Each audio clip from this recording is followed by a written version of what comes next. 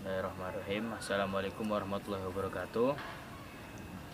Ya, yang sama-sama kita hormati bersama Bakri Haji Abu Bakar Aziz MA beserta Bunyi Batia Payumel CMA, serta yang kita muliakan bersama Ustadz Ustazah Pondok Pesantren Mahasin Darul Quran wal Hadis.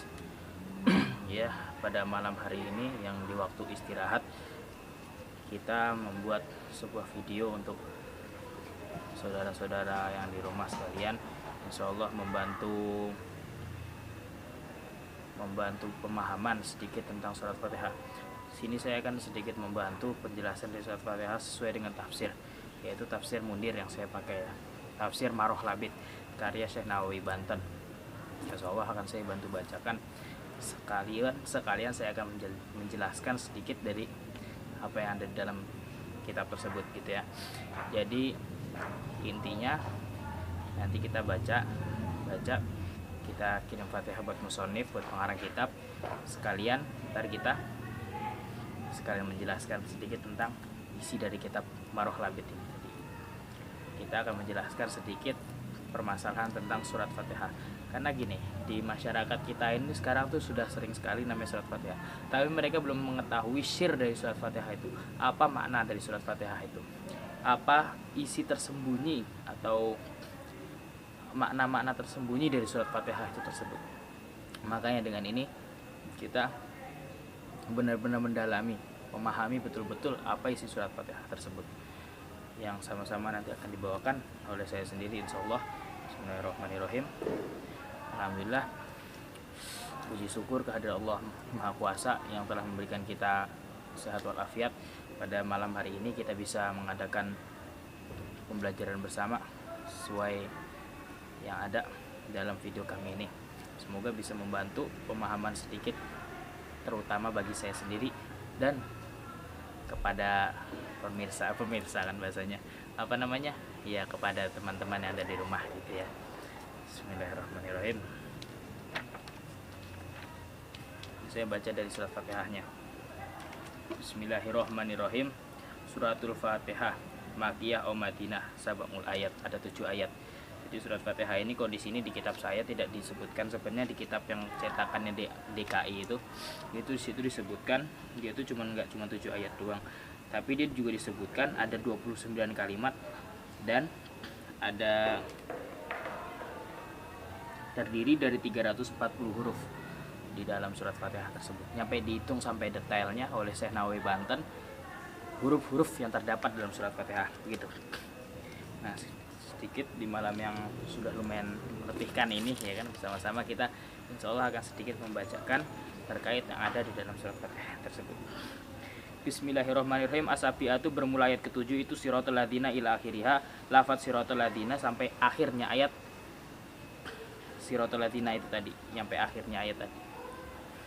In kanat basmalatu, jika tidak ada apa basmalatu, minha dari surat Fatihah, wa ilam takun, dan jika tidak ada apa bismillah minha dari surat Fatihah, fasabiatu maka bermula ayat ke-7 itu ghairul maghdubi alaihim ila akhiriha, maka lafaz ghairul maghdubi alaihim adalah ayat ke-7.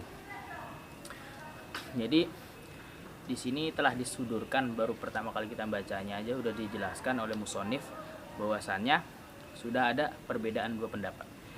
Jadi perbedaan pendapat ini sering diutarakan oleh beberapa imam qiraat terutama, tapi ada juga di mana imam-imam yang tafsir ya, ahli tafsir juga berpendapat bahwasannya ayat ke-7 dari surat Fatihah ini ada lafaz-lafaz berikut siratal ladzina ila akhiriha atau ghairil maghdubi alaihim wadolin ila akhiriha itu tadi. Jadi ini permasalahan sebenarnya cuma satu, yaitu ayat Bismillahirrahmanirrahim itu apakah termasuk dari surat Fatihah atau bukan gitu. Jadi banyak dari kalangan ulama yang berpendapat bahwasannya Bismillahirrahmanirrahim itu bukan termasuk dari surat Fatihah begitu ya. Pendapat yang pertama gitu. Lanjut, wahia bermula surat Fatihah itu mustamilatun ala arbaati anwa'in minal ulumi, mengandung atas 4 cabang ilmu ya kan. Wahia bermula surat Fatihah itu mustamilatun alal arbaati, mengandung atas 4 anwa'in, beberapa cabang, minal ulumi dari beberapa ilmu. Ahaduhuma bermula yang pertama, ilmu yang pertama itu ilmu usul atau ilmu tauhid, ilmu dasar ya.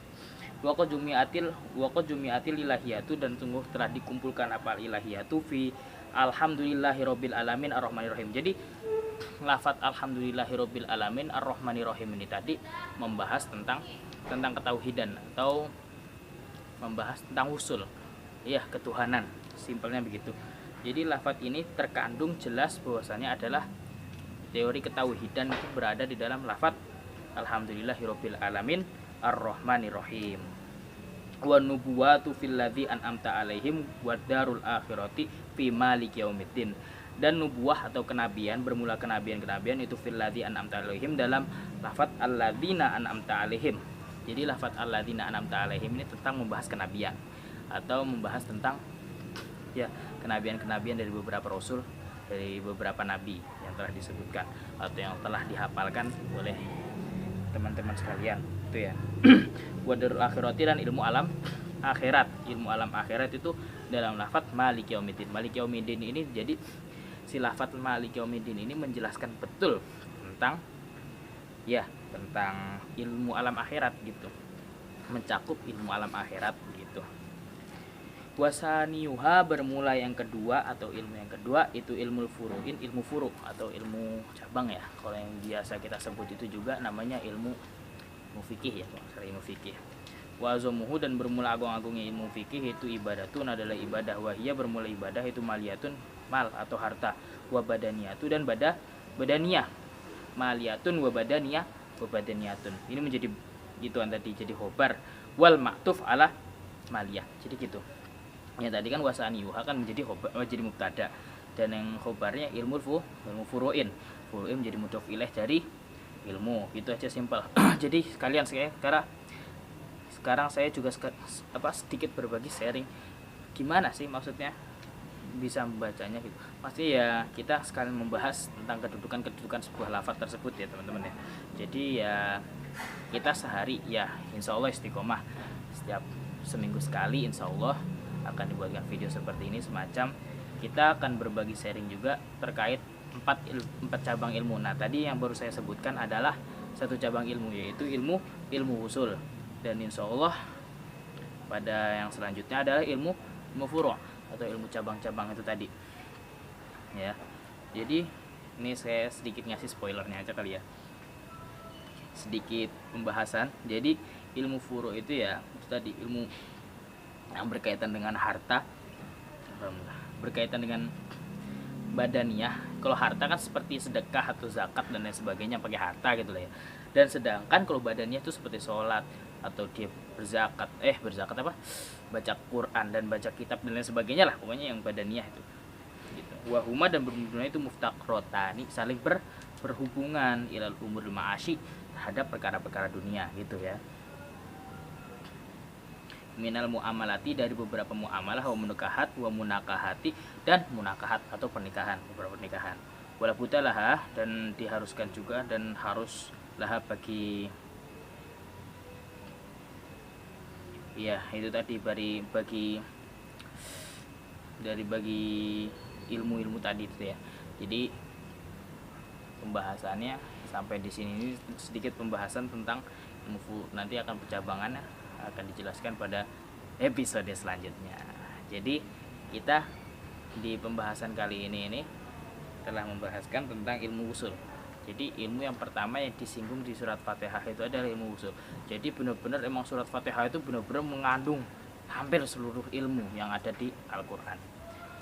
Salah satu contohnya tadi ilmu usul. Ilmu usul itu sudah mencakup dari beberapa ayat Al-Quran, dan surat Fatihah pun punya ayatnya dari surat Fatihah atau ilmu usul tadi, yaitu tadi di alhamdulillahirabbil alamin arrahman, tentang benar-benar membahas tentang ketuhanan, tauhidan gitu ya teman-teman ya. Lafaz-lafaznya juga disebutin tadi, itu juga ada alhamdulillahirabbil alamin yang nubuat atau kenabian itu tadi di alladzina amta, itu nubuat itu juga ya, atau menyangkut dengan keimanan, iman kepada nabi itu tadi ya, fil ladzina amta alaihim itu. Jadi ya ilmu usul itu ilmu dasar, ilmu keimanan maksudnya begitu, nggak cuma ilmu tauhid kan juga keimanan, juga iman kepada Allah kan gitu. Sekiranya mungkin videonya segini dulu. Jadi ini sekalian pembahasan sedikit Jadi kenapa sih saya tuh membuat konten seperti ini? Karena gini, uh, jadi hadis Rasulullah SAW, pernah bersabda begini, khairukum man ta'allamal Qur'an wa 'allamahu. Sebaik-baik orang adalah orang yang belajar Al-Quran dan mengajarkannya, gitu. Jadi kita mengajarkan Al-Quran itu ya sebaik-baik orang gitu. Nah, kita berusaha untuk menjadi orang yang baik. Berusaha. Kita nggak bisa jadi orang yang terbaik, kita nggak bisa. Tapi kita berusaha menjadi orang yang terbaik, begitu. Kita nggak bakalan bisa. Karena ya namanya langit pasti ada di atas langit. Pasti apa? Langit pasti di atasnya ada langit lagi gitu. Nggak mungkin masa dia terbaik. Padahal ada lagi yang terbaik kan gitu. Kita ya berusaha menjadi orang baik gitu aja intinya. Penting kita bisa membagi sedikit ilmu yang telah disebarkan di Mahasinatul Quran wal Hadis kepada teman-teman yang ada di rumah terutama. Ya semoga aja ini menjadi penutup bagi kita semua, karena ini udah lumayan larut malam. Ya kita doa bersama aja, semoga bisa ketemu lagi di episode selanjutnya tentang pembahasan ilmu furu' di dalam surat Fatihah gitu ya. Kurang lebihnya mohon maaf dari saya. Billahi taufik wal hidayah. Wassalamualaikum warahmatullahi wabarakatuh.